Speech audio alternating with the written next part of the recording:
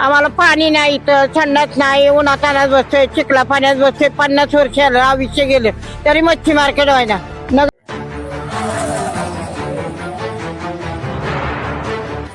राज्यभरात होऊ घातलेल्या निवडणुकांच्या संदर्भात आज आपण भोर शहरामध्ये आलेलो आहोत आणि भोर शहरामध्ये नगराध्यक्ष पदासाठी संजय जगताप तसेच रामचंद्र नाना आवारे हे दोन उमेदवार उभे आहेत. त्याचप्रमाणे भोरमध्ये नगरपालिकेवर सत्ता कोणाची येणार या दृष्टीनेही आपण भोर तालुक्यातील नागरिकांचे जनमत जाणून घेणार आहोत. चला तर आपण जाणून घेऊयात त्यांच्याकडून थोडक्यात आपण माहिती घेऊयात की त्यांना कशा प्रकारे सुविधा पाहिजेत नगरपालिकेत, काय पाहिजे. आम्हाला पाणी नाही, इथं थंडाच नाही, उन्हातानाच बसतोय, चिखला पाण्यात बसतोय. 50 वर्ष आयुष्य गेले तरी मच्छी मार्केट व्हायना.